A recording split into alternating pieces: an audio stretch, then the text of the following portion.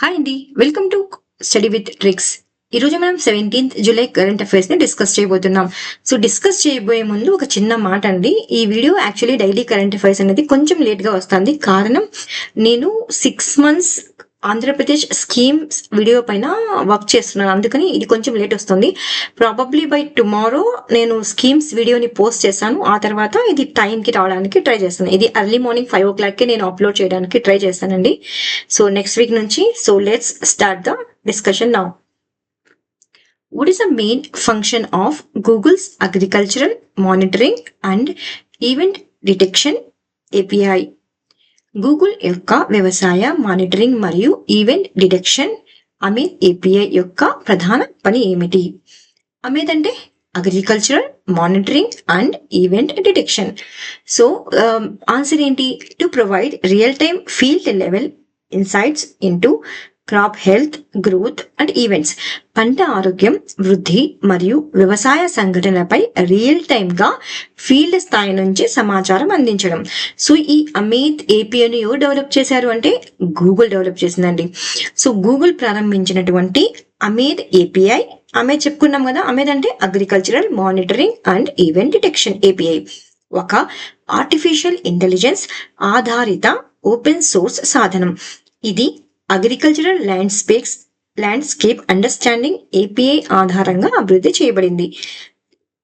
ఈ అమేద్ ఏపీఐ అనేటువంటిది పంట ఆరోగ్యం, పంట వృద్ధి దశలు మరియు ముఖ్యమైన వ్యవసాయ సంఘటనలు ఫీల్డ్ స్థాయిలో ట్రాక్ చేస్తుంది.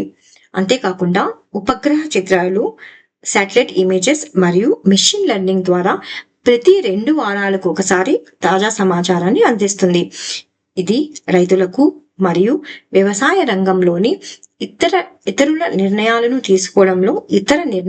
తీసుకోవడంలో సహాయపడుతుంది. ఫర్ ఎగ్జాంపుల్ తీసుకుంటే, ఈ అమేద్ ఏపీఐ అనేటువంటిది పంట మానిటరింగ్, దిగుబడి అంచనా, వ్యవసాయ సాంకేతికత అనువర్తనాలు, ఫర్ ఎగ్జాంపుల్ లైక్ మట్టి నిర్వహణ, ఎలాంటి మట్టి అవసరం పంటల ప్రొడక్టివిటీని ఇంప్రూవ్ చేయడానికి, అదేవిధంగా పురుగుల యొక్క నియంత్రణ కోసం ఈ ఏపీఐను ఉపయోగించవచ్చు. సో క్వశ్చన్ ఇలా కూడా అడగచ్చండి, ఇటీవల అమేద్ ఏపీఐను డెవలప్ చేసినటువంటి సంస్థ ఏది అంటే గూగుల్ సంస్థ. అమేద్ ఏపీఐ యొక్క పని ఏమిటి అంటే పంట ఆరోగ్యం, వృద్ధి మరియు వ్యవసాయ సంఘటనలపై రియల్ టైం ఫీల్డ్ స్థాయి సమాచారం అందించడం.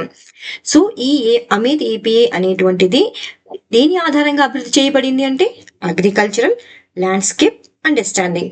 సో ఇలా చదివితే మీరు రేపు ఎగ్జామ్ లో ఎలా అడిగినా కూడా క్వశ్చన్ ని ఆన్సర్ చేయగలుగుతారు.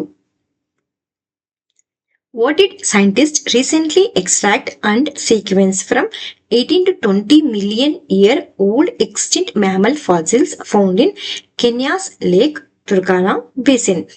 కెన్యాలోని లేక్ తుర్కానా బేసిన్ లో కనుగొన్న 18 నుండి 20 మిలియన్ సంవత్సరాల పురాతన 18 సంవత్సరాల యొక్క పురాతన జంతు ఫాజిల్స్ నుండి శాస్త్రవేత్తలు ఇటీవల ఏమి వెలికి తీశారు అంటే ఎనాబిల్ proteins from extinct animals.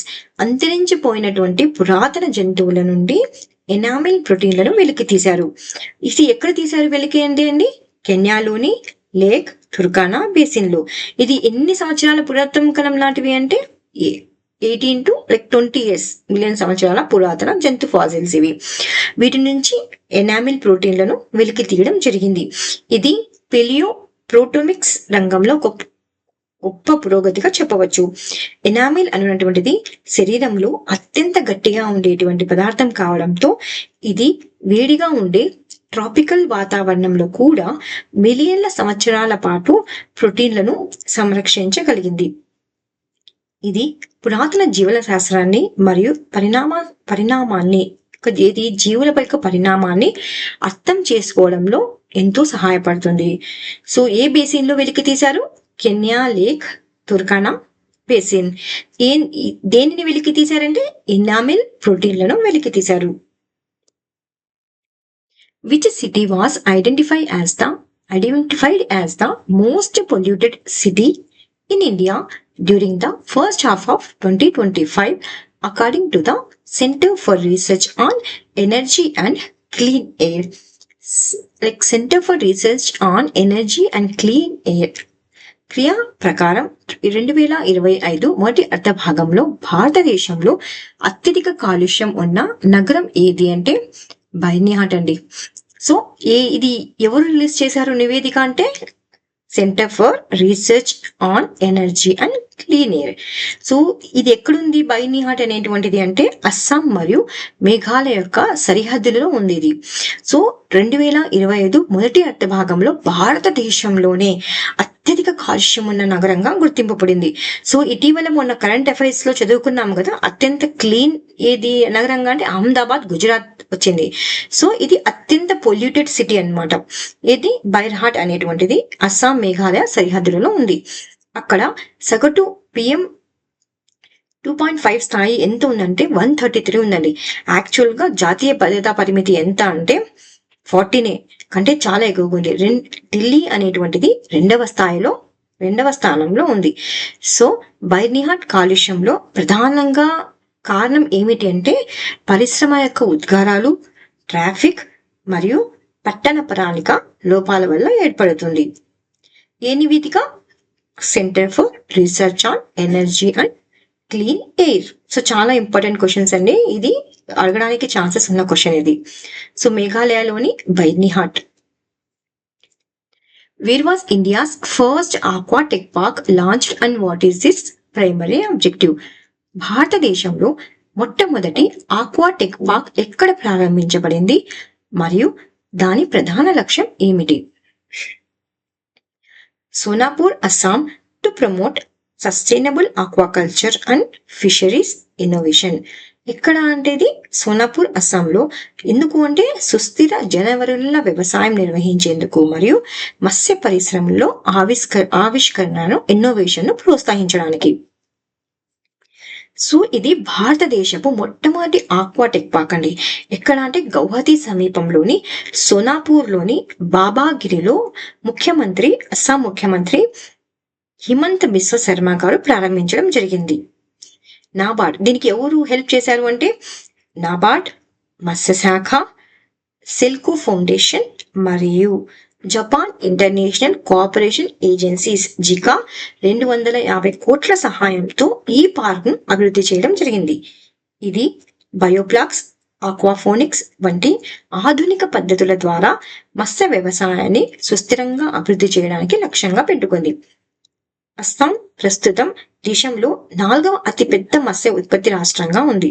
So సంవత్సరానికి ఎంత మెట్రిక్ టన్నులు ఉత్పత్తి చేస్తోందంటే 4.99 లక్షల మెట్రిక్ టన్నుల ఉత్పత్తితో 2019 నుండి 2024 మధ్య మత్స్య ఉత్పత్తి దాదాపుగా రెట్టింపు చేయబడింది.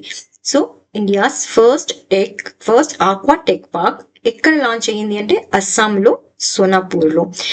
ఏవి హెల్ప్ చేశాయి దీనికి అంటే నాబార్డ్, మత్స్యశాఖ, silk foundation, Japan international cooperation agencies. Budget ఎంత అంటే 250 crores. ఏ రాష్ట్రం? Assam. What does World International Justice Day commemorate and why is it significant?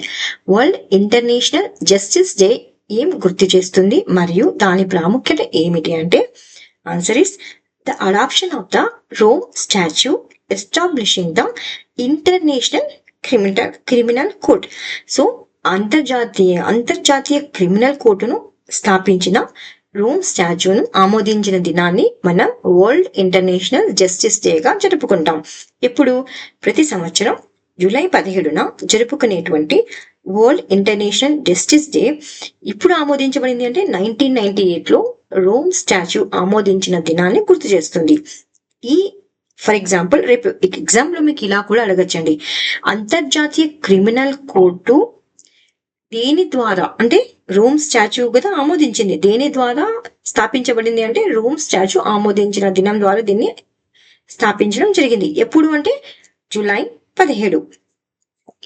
ఈ రోజు జినోసైడ్, యుద్ధ నేరాలు, మానత్వానికి వ్యతిరేకమైనటువంటి నేరాలు మరియు ఆక్రమణ నేరాల వంటి తీవ్రమైన అంతర్జాతీయ నేరాలకు శిక్ష తప్పించకుండా మొత్తం ప్రపంచం గురించి ఇక్కడ మాట్లాడుతున్నాం. తప్పించకుండా ప్రపంచం కట్టుబడి ఉందని హైలైట్ చేస్తుంది. దీని యొక్క థీమ్ ఏమంటే accountability and respect for law. who became the first male cricketer in professional cricket history to make 5 wickets in 5 consecutive balls.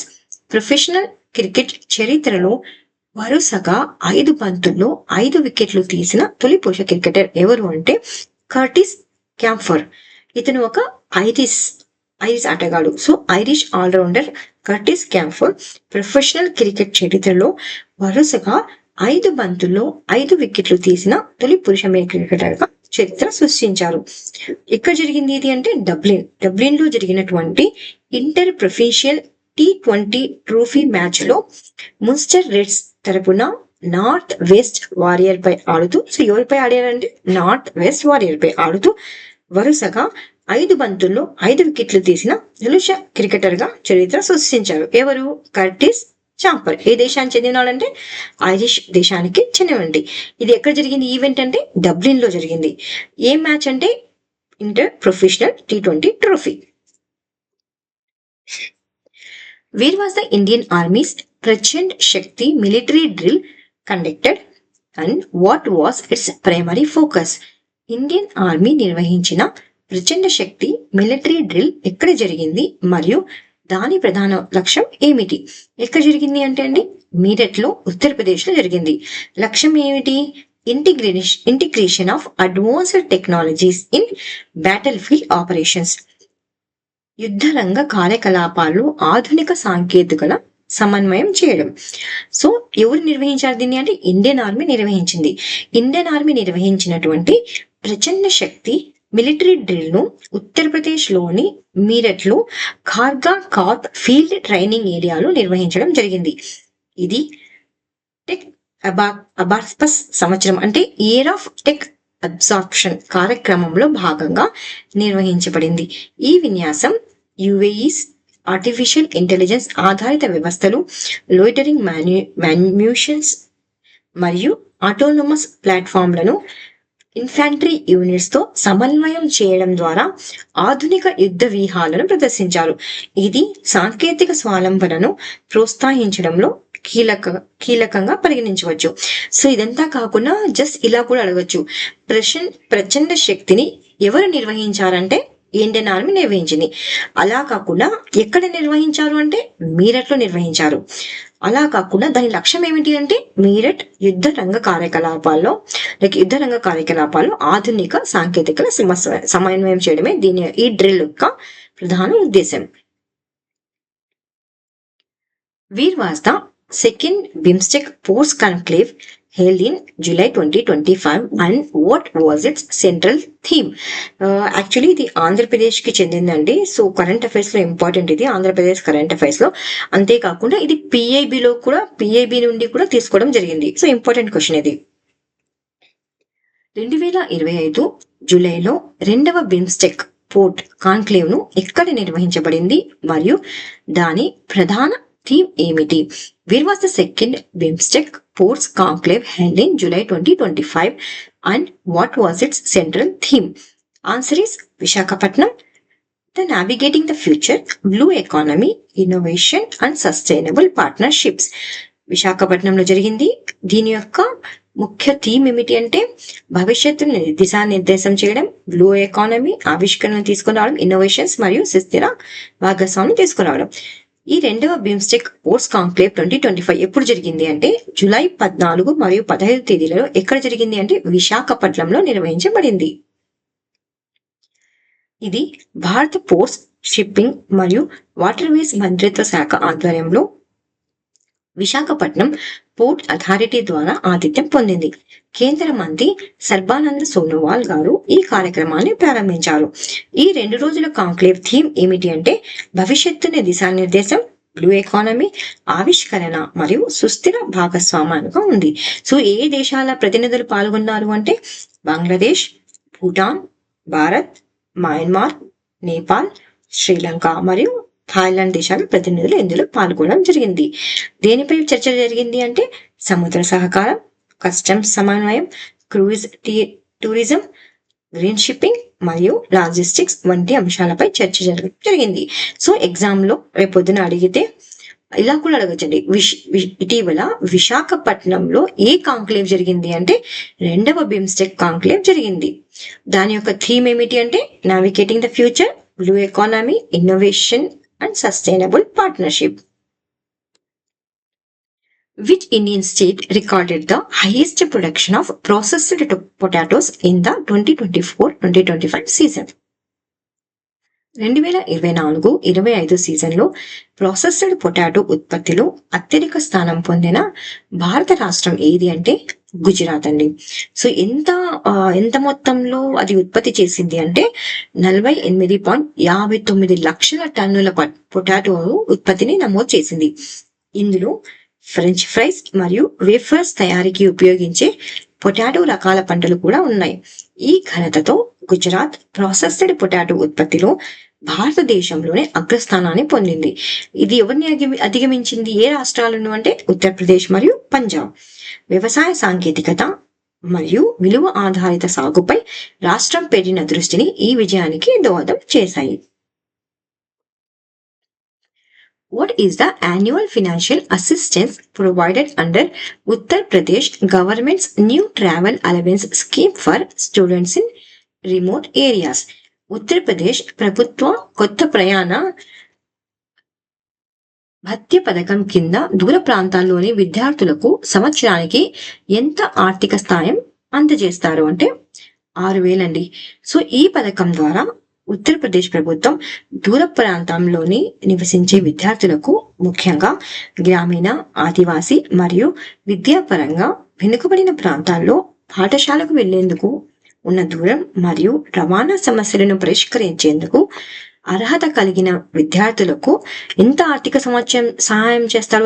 ఆర్థిక సహాయం అంటే 6,000 చేస్తారు, ప్రతి సంవత్సరం చేస్తారు.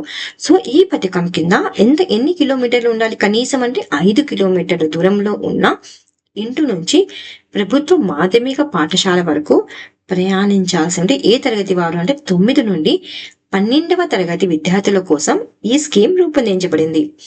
సో ఈ స్కీమ్ ని ఎవరు తీసుకొచ్చారండి? ఉత్తరప్రదేశ్ తీసుకురావడం జరిగింది. ఎంత అమౌంట్ ఇస్తారు దీంట్లో? ఫినాన్షియల్ అసిస్టెన్స్ అంటే 6,000 రూపాయలు ఇస్తారు. What is the main objective of the Pradhan Mantri Dhan Dhanya Krishi Yojana approved by the Union Cabinet in 2025? So ఇది కానీ ఇంపార్టెంట్ అండి. పిఐబి న్యూస్ ఇది. 2025లో కేంద్ర మంత్రివర్గం ఆమోదించిన ప్రధాన మంత్రి ధన్ ధాన్య కృషి యోజన యొక్క ప్రధాన లక్ష్యం ఏమిటి? Answer is to Boost agricultural productivity, promote crops diversification and support sustainable farming. అంటే వ్యవసాయ ఉత్పాదకతను పెంచడం, పంట వైవిధ్యాన్ని ప్రోత్సహించడం మరియు సుస్థిర వ్యవసాయాన్ని ప్రోత్సహించడం. సో 2025లో కేంద్ర మంత్రివర్గం ప్రధాన మంత్రి ధన్ ధాన్య కృషి యోజనను ఆమోదించింది. దీని వార్షిక వ్యయం ఎంత అంటే 24,000 కోట్లు. ఈ పథకాన్ని కేంద్ర బడ్జెట్ 2025-26లో ఆర్థిక మంత్రి నిర్మలా సీతారామన్ గారు ప్రకటించారు. సో ఈ స్కీమ్ అనేటువంటిది ఎన్ని జిల్లాలను లక్ష్యంగా చేసుకుని ఉంది అంటే 100 జిల్లాలను లక్ష్యంగా చేసుకుని సాగునీటి సౌకర్యాలను మెరుగుపరచడం, మట్టి ఫలప్రదను పెంచడం మరియు రైతులకు నాణ్యకరమైనటువంటి విత్తనాలను, ఎరువులను అందించడం ద్వారా మద్దతు ఇస్తుంది. సుమారుగా ఎంత టార్గెట్ అంటే రైతులు అంటే 1.7 కోట్ల మంది రైతులకు లాభం చేకూరేలా అవకాశం ఉంది. ఇది సుస్థిర వ్యవసాయాన్ని మరియు పంట వైవిధ్యాన్ని ప్రోత్సహించడంలో కీలక పాత్ర పోషిస్తుంది. సో చాలా ఇంపార్టెంట్ క్వశ్చన్ అండి ఇది. ఎందుకంటే మొన్ననే అప్రూవ్ చేయడం జరిగింది. ఈ స్కీమ్ ని 2025-26 బడ్జెట్ లో సీతారామన్ గారు కూడా ప్రకటించారు. సో మొదటగా ఎన్ని జిల్లాలను లక్ష్యంగా చేసుకున్నారంటే 100 జిల్లాలను లక్ష్యంగా చేసుకున్నారు. సో ఎన్ని కోట్ల రైతులకి ఇది లాభం చేకూరుస్తుంది అంటే 1.7 కోట్ల మంది రైతులకు లాభం చేకూరే అవకాశం ఉంది. దీని బడ్జెట్ ఎంత అంటే 24,000 crores అనేటువంటి ఇది budget. Which financial tool was launched in India to help weather sensitive sectors manage climate related risk? వాతావరణానికి సంబంధిత ప్రమాదాలను నిర్వహించేందుకు భారతదేశంలో ప్రారంభించినటువంటి ఆర్థిక సాధనం ఏమిటి అంటే వెదర్ డెరివేటివ్స్. సో భారతదేశపు మొట్టమొదటి అనేది సో ఇండియాస్ ఫస్ట్ ఇది భారతదేశపు మొట్టమొదటి వాతావరణ డెరివేటివ్స్ మార్కెట్ ను అంటే national commodity and derivatives exchange మరియు భారత వాతావరణ శాఖ ఇండియన్ మెట్రాలజీ డిపార్ట్మెంట్ భాగస్వామ్యంతో ప్రారంభించారు. వాతావరణ డెరివేటివ్స్ అనేటువంటిది వాతావరణ మార్పులపై ఆధారపడి విలువ కలిగిన ఆర్థిక సాధనాలు. ఇవి సాంప్రదాయ బీమా కంటే భిన్నంగా ముందుగా నిర్ణయించిన వాతావరణ పరిస్థితుల ఆధారంగా చెల్లింపులు చేస్తాయి. రైతులు, పర్యాటక, రవాణా రంగాలు వాతావరణ ప్రభావాల వల్ల కలిగే ఆర్థిక నష్టాలను తగ్గించునేందుకు వీటిని ఉపయోగించవచ్చు. ఫర్ ఎగ్జాంపుల్ చూస్తే ఒక రైతు ఇందులో 500 రూపీస్ పెట్టి కనుక ఇన్సూరెన్స్ తీసుకుంటే రేపు ప్రొద్దున పంట పండకపోయినా కారణం వాతావరణాల వల్ల, ఫర్ ఎగ్జాంపుల్ వర్షం పడకపోయినా పంటకు ఏమన్నా నష్టం కలిగినా వీరు అనేటువంటివి ఎవరు NCDEX అనేటువంటి వారు నష్టపోయిన అమౌంట్ ని మొత్తం తిరిగి ఇచ్చేస్తారు. సో ఈ విధంగా ఏమన్నా వెదర్ రిలేటెడ్ ప్రాబ్లమ్స్ వస్తే ఈ మార్కెట్ వారు ఎవరు national commodity and derivatives exchange వారు రైతులకి హెల్ప్ చేస్తారు. సో వీళ్ళకి ఎవరికి NCDEX కి మరి రైతులకి వాతావరణం గురించి ఎవరు ఇన్ఫర్మేషన్ ఇస్తారంటే భారత వాతావరణ శాఖ అనేటువంటిది ఇన్ఫర్మేషన్ ఇవ్వడం జరుగుతుంది. What is the theme of the Youth Spiritual Summit being held in Varanasi from July 18 to 20, 2025? 2025 July 18 నుంచి 20 తేదీలలో వారణాసిలో జరుగుతున్నటువంటి యువ ఆధ్యాత్మిక సదస్సు యొక్క థీమ్ ఏమిటి అంటే నషా ముక్త్ యువ ఫర్ వికసిత్ భారత్. వికసిత్ భారత్ కోసం నషా ముక్త యువత. ఇది ఎప్పుడు జరుగుతుందండి అంటే జూలై 18 నుండి 20 వరకు. ఎక్కడ జరుగుతుంది? ఉత్తరప్రదేశ్ లోని వారణాసిలో Rudraksh international cooperation and convention centre లో యువ ఆధ్యాత్మిక సదస్సు అనేటువంటిది నిర్వహించబడుతుంది. థీమ్ ఏంటి అంటే వికసిత్ భారత్ కోసం నషా ముక్త యువత అనే థీమ్ తో ఈ సదస్సును యువ వ్యవహారాలు మరియు క్రీడల మంత్రిత్వ శాఖ, NGOలు, విద్యా సంస్థలు మరియు ఆధ్యాత్మిక సంస్థల భాగస్వామ్యంతో నిర్వహించబడుతుంది. గంగా ఘాట్ల వద్ద 100 ఆధ్యాత్మిక సంస్థల నుండి వచ్చిన 500 మంది యువ ప్రతినిధులు డ్రగ్స్ వ్యసనంపై వ్యూహాలు రూపొందించేందుకు సమావేశం అవుతున్నారు. ఈ సదస్సు ఏ తీర్మానం, ఇది ఇంపార్టెంట్, ఏ తీర్మానం అంటే కాశీ తీర్మానం అనే యువత ఆధ్వర్యంలో రూపొందించినటువంటి చర్చా ప్రణాళికను ఆమోదించడంతో ముగుస్తుంది. ఇందులో జరిగినటువంటి పురోగతిని ఎక్కడ సమీక్షిస్తారు అంటే Viksit Bharat young leaders dialogue 2026 లో నిర్వహించేటువంటి కాన్ఫరెన్స్ లో దీంట్లో జరిగినటువంటి అవుట్కమ్స్ ని అక్కడ చూస్తారనమాట. సో చాలా ఇంపార్టెంట్, చూసుకోండి. ఏ తీర్మానం? కాశీ తీర్మానం. Where is the new greenfield port being constructed as part of the Machilipatnam Port Revival Project in Andhra Pradesh? Andhra Pradesh లో మచిలీపట్నం పోర్ట్ పునరుద్ధరణ ప్రాజెక్టు కింద కొత్త గ్రీన్ఫీల్డ్ పోర్ట్ ఎక్కడ నిర్మించబడుతోంది అంటే మచిలీపట్నంలోని మంగినపూడిలో నిర్వహించబడుతుంది. మళ్ళీ ఈ పోర్టు రివైవల్ చేయడం జరుగుతుంది. ఇందులో ఇంపార్టెంట్ క్వశ్చన్ ఏంటంటే ఈ పోర్ట్ ను ఎవరు డెవలప్ చేస్తారనేటువంటిది చాలా ఇంపార్టెంట్. సో చూద్దాం. ఆంధ్రప్రదేశ్ లోని మచిలీపట్నం పోర్టు పునరుద్ధరణ జరుగుతుంది. ఇది 2026 చివరి నాటికి కార్యకలాపాలు ప్రారంభించే అవకాశం ఉంది. ఇది కొత్త గ్రీన్ ఫీల్డ్ పోర్ట్. సో ఇది ఏ రకమైనటువంటి పోర్ట్ అండి? Green field port. మచిలీపట్నంలోని ఎక్కడ అంటే ఏ ప్లేస్ లో నిర్మించబడుతోంది అంటే మంగినపూడిలో నిర్మించబడుతుంది. ఈ నిర్మాణాన్ని Megha engineering and infrastructure limited చేపడుతుంది. తాజా నివేదికల ప్రకారం, సో అర్లియర్ గా ఆల్రెడీ గ్రూప్స్ ఎగ్జామ్ లో క్వశ్చన్స్ అడిగారండి ఇలాంటివి.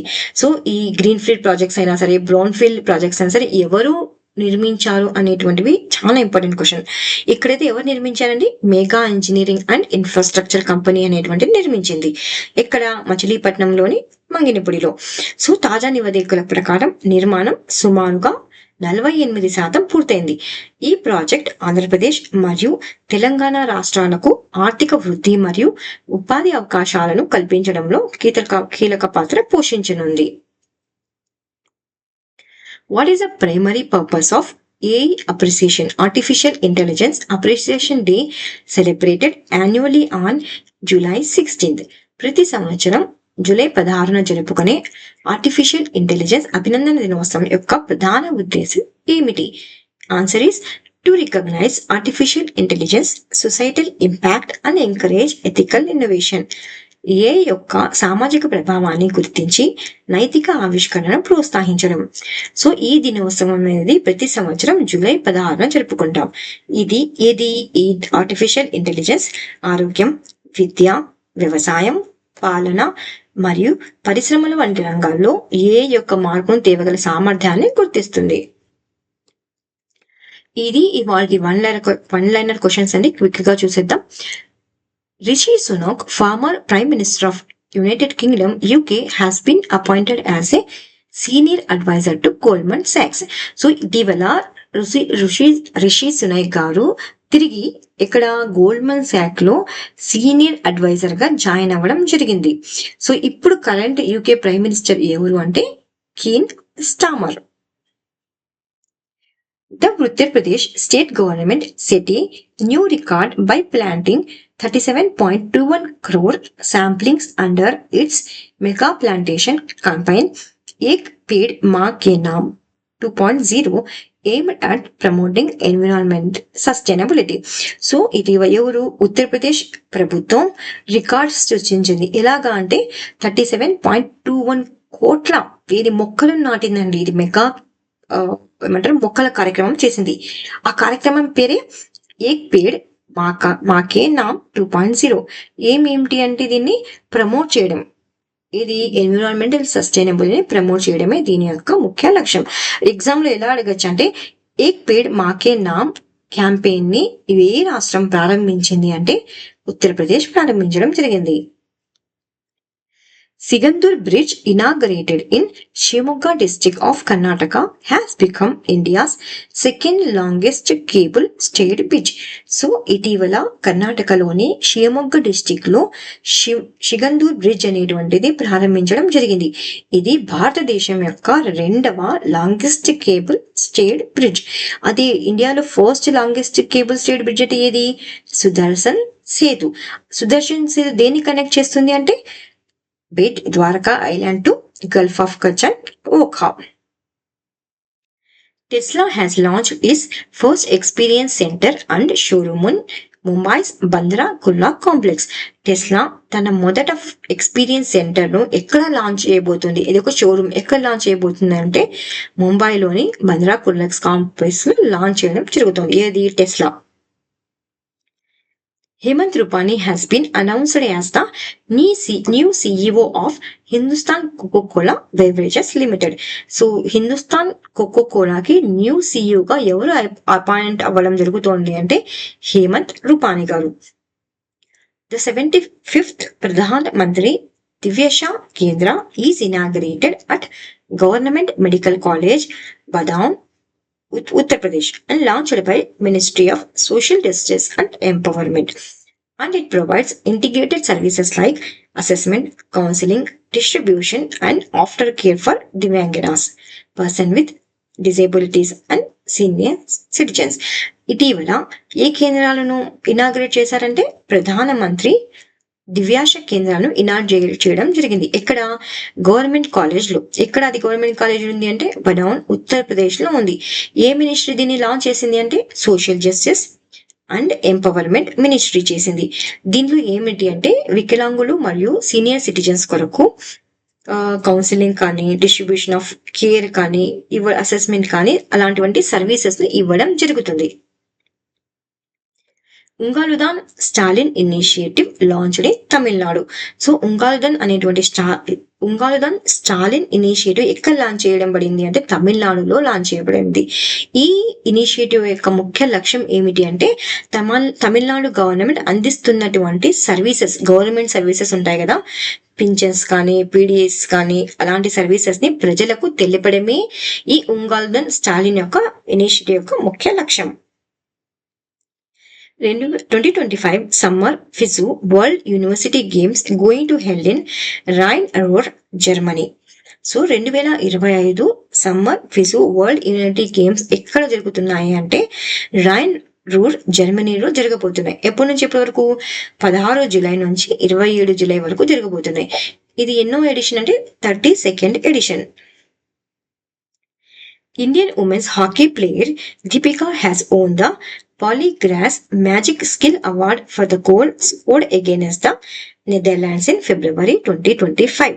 సో హాకీ ప్లేయర్ అయినటువంటి దీపికా గారికి ఇటీవల అవార్డు వచ్చింది. ఏ అవార్డు వచ్చింది? పాలీగ్రాస్ మ్యాజిక్ స్కిల్ అవార్డు అనేటువంటిది వచ్చింది. ఎందుకు వచ్చింది ఆమెకి అంటే ఆమె నెదర్లాండ్స్ లో ఫిబ్రవరిలో జరిగినటువంటి మ్యాచ్ లో ఒక గోల్ ని తీసుకోవడం జరిగింది. ఆ గోల్ వల్లనే ఈమెకి పాలీగ్రాస్ మ్యాజిక్ స్కిల్ అనేటువంటి అవార్డు వచ్చింది. సో అదే మేల్స్ లో అయితే విక్టర్ విఘ్నేష్ గారికి అలా ఇదే అవార్డు రావడం జరిగింది. ఈ పర్పస్ ఏమిటి? ఈ పాలీగ్రాస్ మ్యాజిక్ స్కిల్ అవార్డు యొక్క పర్పస్ ఏమిటి అంటే to recognise and honour the magical moments of hockey. So ఇది రివిజన్స్ క్వశ్చన్స్ అండి. క్విక్ గా రివైజ్ చేసేద్దాం సో దట్ మీకు గుర్తుండడానికి ఎక్కువగా అవకాశం ఉంటుంది. టెలికమ్యూనికేషన్స్ విభాగం ప్రారంభించిన సంచార్ మిత్ర పథకం యొక్క ముఖ్య లక్ష్యం ఏమిటి? టెలికాం సేవలపై విద్యార్థులకు శిక్షణ ఇచ్చి డిజిటల్ భద్రతపై అవగాహన కల్పించడమే సంచార్ మిత్ర యొక్క ముఖ్య లక్ష్యం. CCRS ఇండియన్ మెడికల్ హెరిటేజ్ కేంద్రం అభివృద్ధి చేసినటువంటి సహీ పోర్టల్. సహీ అంటే science and Ayurveda heritage interface portal యొక్క ప్రధాన లక్ష్యం ఏమిటి అంటే ఆయుర్వేద చరిత్రను ఆధారిత సమాచారంతో డిజిటల్ గా భద్ర చేయడం. మన ఫ్యూచర్ జనరేషన్ కి పనికొస్తాయి కదండి, అందుకనే ఇలా చేస్తోంది. ఏ పోర్టల్ ద్వారా అంటే సహీ పోర్టల్ ద్వారా. ఏది చేస్తోంది అంటే ఇండియన్ మెడికల్ హెరిటేజ్ కేంద్రం అభివృద్ధి చేసింది దీన్ని, సహీ పోర్టల్ ని. నెక్స్ట్, మోడర్న్ మరియు భారతీయ సంస్థల మధ్య 2025-26 ఆర్థిక సంవత్సరం నుండి ఏ ఎరువు ఉత్పత్తికి సంబంధించి ఒప్పందం కుదిరింది అంటే డై అమ్మోనియం ఫాస్ఫేట్. ఇది మోడర్న్ ఏ దేశానికి సంబంధించింది అంటే సౌదీ అరేబియా. ఎందుకు అంటే చైనా నుండి ఇంపోర్ట్ ను తగ్గించుకోవడానికి మనం సౌదీ అరేబియా నుండి డై అమోనియా ఫాస్ఫేట్ ను ఇంపోర్ట్ చేసుకోబోతున్నాం. భారతదేశం యొక్క తొలి డిజిటల్ నోమాడ్ గ్రామంగా, చాలా ఇంపార్టెంట్ క్వశ్చన్ అండి ఇది. భారతదేశం యొక్క తొలి డిజిటల్ నోమాడ్ గ్రామంగా ఏ గ్రామాన్ని ప్రకటించారు అంటే యాక్టెన్ ను సిక్కింలో ఉందని ప్రకటించడం జరిగింది. కోల్ ఇండియా లిమిటెడ్ SCEL ఆధ్వర్యంలో భారత తొలి మహిళల నిర్వహిత డిస్పెన్సరీ ఎక్కడ ప్రారంభించబడింది అంటే బిలాస్పూర్ ఛత్తీస్గఢ్ లో ప్రారంభించడం జరిగింది. ఫ్రాన్స్ లో ప్యారిస్ లో కుదిరినటువంటి బెట్ ఆన్ ట్రస్ట్ ఒప్పందం ప్రకారం న్యూ కెలిడోనియాకు కలిగిన కొత్త రాజకీయ హోదా ఏమిటి అంటే ఈ న్యూ కెలిడోనియా అనేటువంటిది ఫ్రెంచ్ రిపబ్లిక్ ఒక రాష్ట్రంగా పరిగణించబడుతుంది. ఒక జిల్లా ఒక ఉత్పత్తి, 1 డిస్ట్రిక్ట్ 1 ప్రోడక్ట్ అవార్డుల 2వ ఎడిషన్ లో అత్యధిక అవార్డులను పొందినటువంటి రాష్ట్రం ఏది అంటే ఆంధ్రప్రదేశ్. ఇజ్రాయిల్ ఇటీవల ప్రయోగించినటువంటి డ్రార్-1 ఉపగ్రహం యొక్క ప్రత్యేకత ఏమిటి అంటే ప్రభుత్వానికి చెందిన మొట్టమొదటి కమ్యూనికేషన్ ఉపగ్రహం అండి. ఏ ప్రభుత్వానికి అంటే ఇజ్రాయిల్ ప్రభుత్వానికి. ఇది పునః ప్రోగ్రామింగ్ సౌలభ్యాన్ని కలిగి ఉంది. బీజింగ్ ఇన్స్టిట్యూట్ ఆఫ్ టెక్నాలజీ పరిశోధకులు రూపొందించిన ప్రపంచపు అత్యల్ప బరువు కలిగిన, ఇది సైన్స్ అండ్ టెక్నాలజీ చాలా ఇంపార్టెంట్ క్వశ్చన్ ఇది. So Beijing institute of technology పరిశోధకులు రూపొందించిన ప్రపంచపు అత్యల్ప బరువు కలిగినటువంటి బ్రెయిన్ కంట్రోల్ పరికరం ఏమిటి అంటే సైబాక్ బి. Next, national generic document registration system కింద హిమాచల్ ప్రదేశ్ లో ప్రారంభించబడినటువంటి మై డీట్ ప్రాజెక్ట్ యొక్క ప్రధాన లక్ష్యం ఏమిటి అంటే భూమి నమోదును డిజిటల్ గా మార్చడం, సులభంగా ఒకే ఒక కార్యాలయ సందర్శనతో పూర్తి చేయడం. ఏ ప్రాజెక్టు? My deed project. ఏ స్టేట్ ప్రారంభించింది అంటే హిమాచల్ ప్రదేశ్ ప్రారంభించడం జరిగింది. సో ఇది ఇవాళ క్విజ్ క్వశ్చన్ అండి. Which institute is setting up India's first artificial intelligence plus campus in Amaravati? చాలా ఇంపార్టెంట్ క్వశ్చన్ ఇది. గ్యారంటీగా ఇలాంటి క్వశ్చన్ అడగడానికి ఛాన్స్ ఉందండి. ఇలాంటి క్వశ్చన్ కాదు, ఈ క్వశ్చన్ అడగడానికి ఛాన్స్ కూడా ఉంది, ఇంపార్టెంట్ కాబట్టి. And when will admissions open? So Andhra Pradesh అమరావతిలో భారతదేశపు తొలి ఆర్టిఫిషియల్ ఇంటెలిజెన్స్ ప్లస్ క్యాంపస్ ను ఏ సంస్థ ఏర్పాటు చేస్తున్నది మరియు ప్రవేశాలు ఎప్పుడు ప్రారంభించుతాయి? మీకు ఆన్సర్ తెలిస్తే రాయండి, లేకపోతే నిన్నటి కరెంట్ అఫైర్స్ ను ఒకసారి రిఫర్ చేసి ఆన్సర్ ని కమెంట్ సెక్షన్ లో పోస్ట్ చేయండి. Thank you so much. Please like, share and subscribe. Thank you so much for watching Study with Tricks.